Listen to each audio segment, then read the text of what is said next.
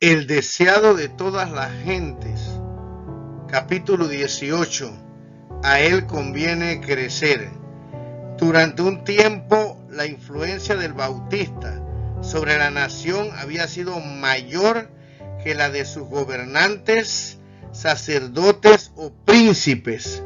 Si hubiese declarado que era el Mesías y encabezado una rebelión contra Roma, los sacerdotes y el pueblo se habrían agolpado alrededor de su estandarte. Satanás había estado listo para asediar a Juan el Bautista con toda consideración halagadora para la ambición de los conquistadores del mundo.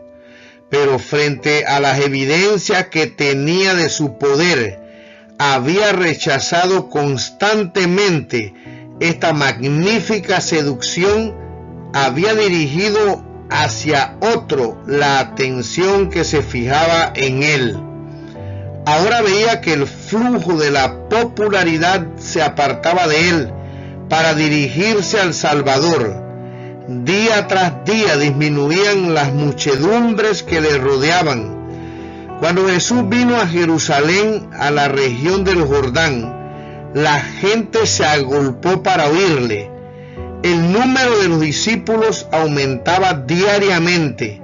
Muchos venían para ser bautizados, y aunque Cristo mismo no bautizaba, sancionaba la administración del rito por sus discípulos. Así puso su sello sobre la misión de su precursor. Pero los discípulos de Juan miraban con celos la popularidad creciente de Jesús. Estaban dispuestos a criticar su obra, y no transcurrió mucho tiempo antes que hallaran ocasión de hacerlo. Se levantó una cuestión entre ellos y los judíos acerca de si el bautismo limpiaba el alma de pecado. Ellos sostenían que el bautismo de Jesús difería esencialmente del de Juan.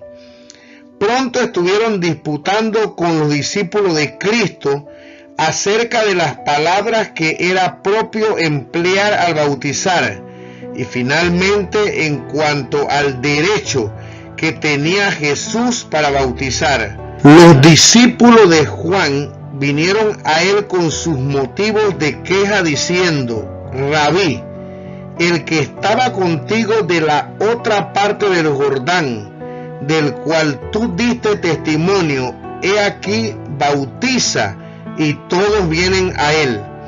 Con estas palabras, Satanás presentó una tentación a Juan. Aunque la misión de Juan parecía estar a punto de terminar, le era todavía posible estorbar la obra de Cristo. Si hubiese simpatizado consigo mismo y expresado pesar o desilusión por ser superado, habría sembrado semillas de disensión que habrían estimulado la envidia y los celos, y habría impedido gravemente el progreso del Evangelio. Juan tenía por naturaleza los defectos y las debilidades comunes a la humanidad, pero el toque del amor divino le habían transformado. Moraba en una atmósfera que no estaba contaminada por el egoísmo y la ambición, y lejos de los miasmas de los celos. No manifestó simpatía alguna por el descontento de sus discípulos, sino que demostró cuán claramente comprendía su relación con el Mesías y cuán alegremente daba la bienvenida a aquel cuyo camino había venido a preparar. Dijo: no puede el hombre recibir algo si no le fuere dado del cielo. Vosotros mismos me sois testigos que dije: yo no soy el Cristo, sino que soy enviado delante de él. El que tiene la esposa es el esposo, mas el amigo del esposo que está en pie y le oye, se goza grandemente de la voz del esposo. Juan se representó a sí mismo como el amigo que actuaba como mensajero entre las partes comprometidas, preparando el matrimonio. Cuando el esposo había recibido a la esposa, la misión del amigo había terminado. Se regocijaba en la felicidad de aquellos cuya unión había facilitado. Así había sido llamado Juan para dirigir la gente a Jesús, y tenía el gozo de presenciar el éxito de la obra del Salvador. Dijo: así pues, mi gozo es cumplido. A él conviene crecer, mas a mí menguar. Mirando con fe al Redentor, Juan se elevó a la altura de la abnegación. No trató de atraer a los hombres a sí mismo, sino de elevar sus pensamientos siempre más alto, hasta que se fijasen en el Cordero de Dios. Él mismo había sido tan solo una voz, un clamor en el desierto. Ahora aceptaba con gozo el silencio y la oscuridad, a fin de que los ojos de todos pudiesen dirigirse a la luz de la vida. Los que son fieles a su vocación como mensajeros de Dios no buscarán honra para sí mismos. El amor del yo desaparecerá en el amor por Cristo. Ninguna rivalidad mancillará la preciosa causa del Evangelio.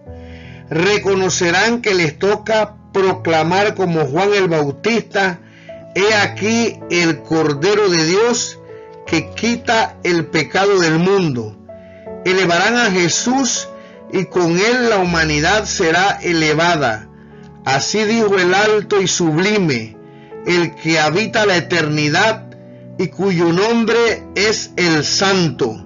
Yo habito en la altura y la santidad, y con el quebrantado y humilde de espíritu, para hacer vivir el espíritu de los humildes y para vivificar el corazón de los quebrantados. Así dijo el alto y sublime, el que habita la eternidad y cuyo nombre es el Santo. Yo habito en la altura y la santidad, y con el quebrantado y humilde de espíritu, para hacer vivir el espíritu de los humildes y para vivificar el corazón de los quebrantados. El alma del profeta, despojada del yo, se llenó de la luz divina. Al presenciar la gloria del Salvador, sus palabras eran casi una contraparte de aquellas que Cristo mismo había pronunciado en su entrevista con Nicodemo.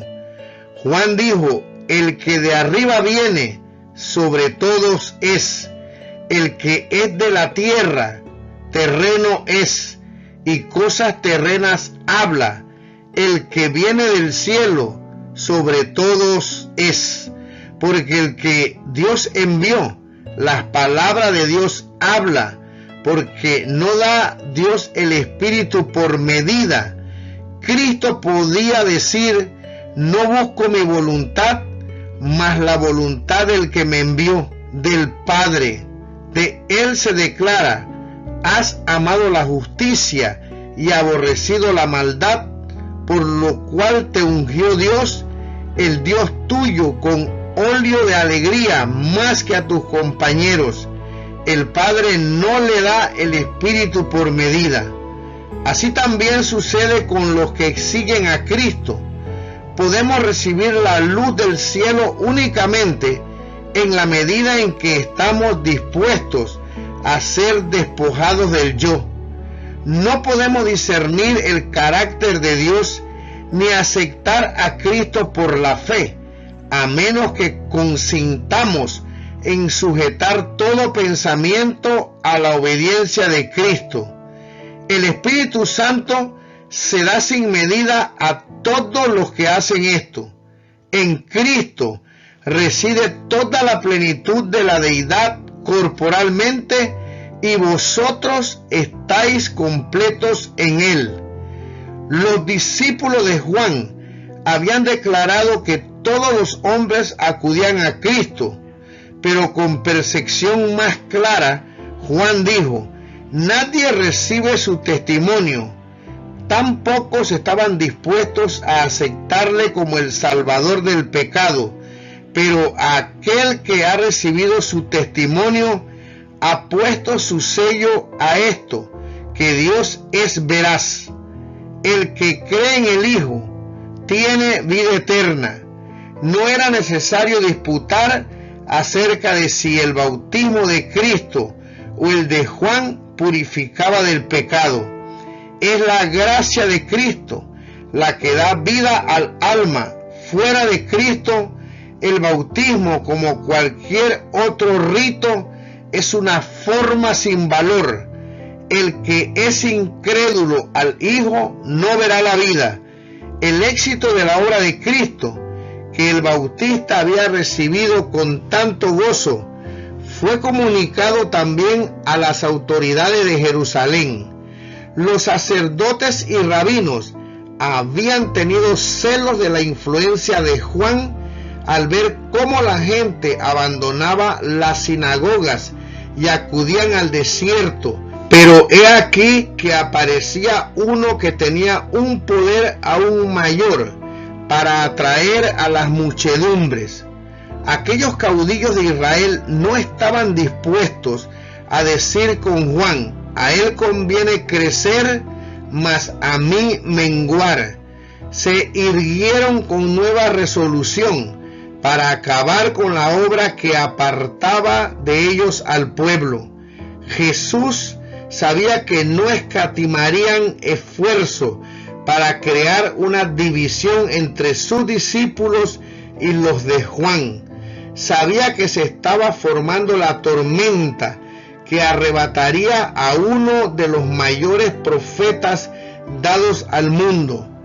Deseando evitar toda ocasión de mala comprensión o disensión, cesó tranquilamente de trabajar y se retiró a Galilea. Nosotros también, aunque leales a la verdad, debemos tratar de evitar todo lo que pueda conducir a la discordia o incomprensión, porque siempre que estas cosas se presentan, provocan la pérdida de almas. Siempre que se produzcan circunstancias que amenazan causar división, debemos seguir el ejemplo de Jesús y el de Juan el Bautista. Juan había sido llamado a destacarse como reformador. A causa de esto, sus discípulos corrían el peligro de fijar su atención en él, sintiendo que el éxito de la obra dependía de sus labores y perdiendo de vista el hecho de que era tan solo un instrumento por medio del cual Dios había obrado.